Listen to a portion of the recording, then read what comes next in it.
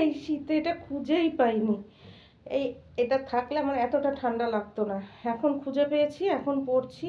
এই শীতকালটা চলে যাবে, এই শীতটা ঠিক আছে তবু, তবে আমার ঠান্ডা লাগছে কেন জানি না। বোধহয় মানে খুব ঠান্ডা লাগতে লাগতে লাগতে লাগতে এখন বোধহয় আমার মানে কলকবজাগুলো ওই হয়ে গেছে। আর কি বলে এটা না,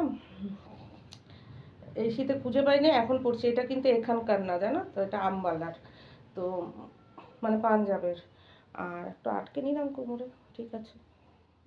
বেরোচ্ছি একটু ড্রাই জিনিস কিনতে, না না একদমই ভেবো না খাবারের জিনিস, এমনি একটু ড্রাই জিনিস, এটা ওটা একটু কিনতে হবে যদি পাওয়া যায়।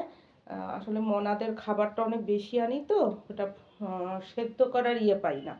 মানে সেদ্ধ করতে গেলে আমার দুটো ভাণ্ড লাগে আমাদের। তো সেটা যাতে একটা ভাণ্ডতেই হয়ে যায়, সেটার জন্যই মানে যাচ্ছি খুঁজতে হিন্ডেলিয়ামের ভালো।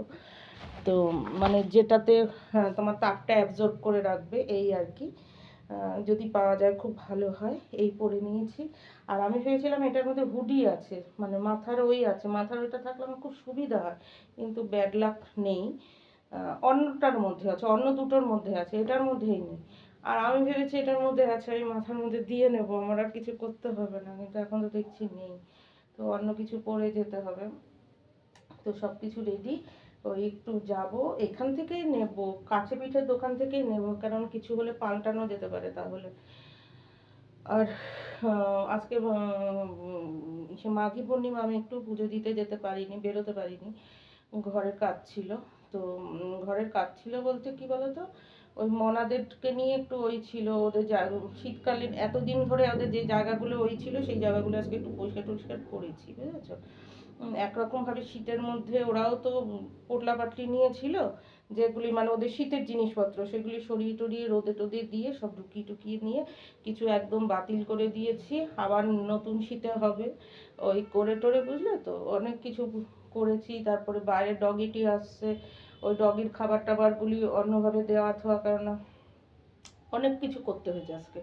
ডগিটার আবার ছোট্ট বাচ্চা হয়েছে, বুঝতেই পারছো, সেই হিসাবে একটু খাটনিটা পড়েছে বেশি।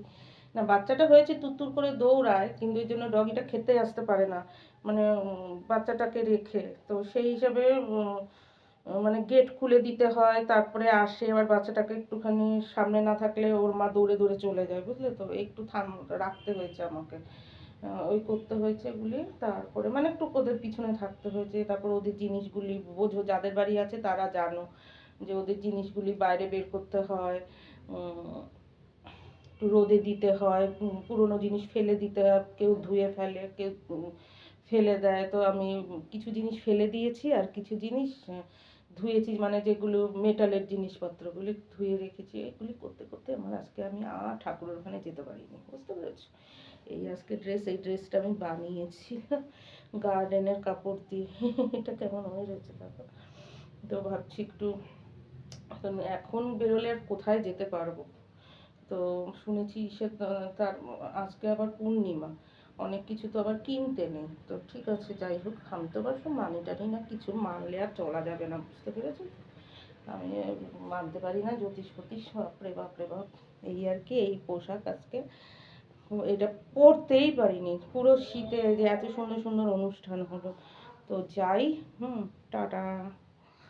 3 মিনিট হয়ে গেল।